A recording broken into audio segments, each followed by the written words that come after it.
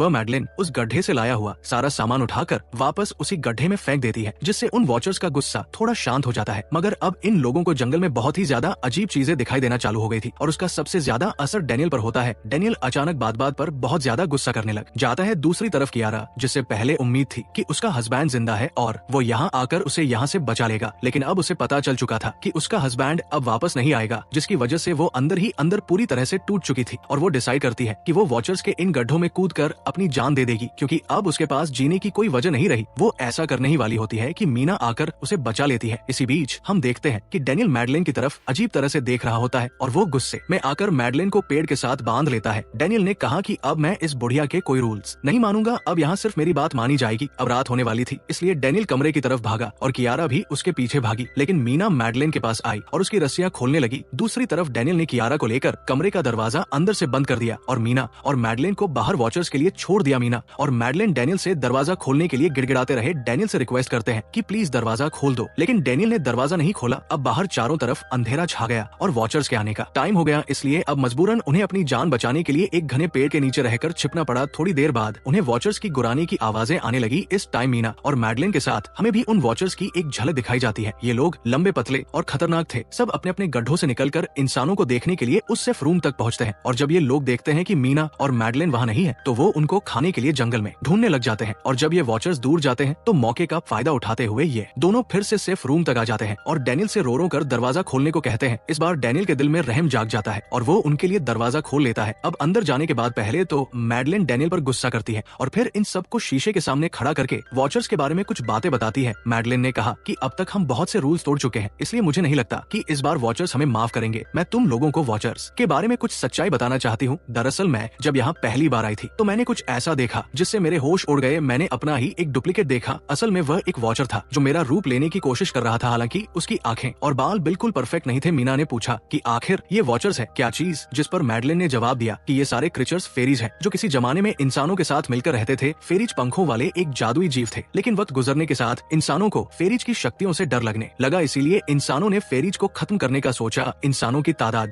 ज्यादा थी, इसलिए फेरीज इंसानों का मुकाबला नहीं कर पाए। इंसानों ने इन फेरीज को जंगल में एक बहुत बड़े गड्ढे के अंदर कैद कर लिया और उन्हें श्राप से हमेशा हमेशा के लिए इस घड़े में बंद कर दिया। उसके बाद फेरीज कई सौ सालों तक उस गड्ढे में कैद रहे, लेकिन फिर वक्त के साथ उन्होंने जमीन के अंदर खुदाई करके निकलने के रास्ते बना लिए। आज वही फेरीज वॉचर्स के रूप में गड्ढों से निकलकर हमारे सामने आते हैं। हालांकि कई सौ सालों तक जमीन के अंदर रहने की वजह से उन्होंने अपने पंख और जादुई शक्तियां खो दी और साथ ही उन्हें सूरज की रोशनी से तकलीफ होने लगी, लेकिन अब भी उनमें रूप बदलने की शक्ति है। इस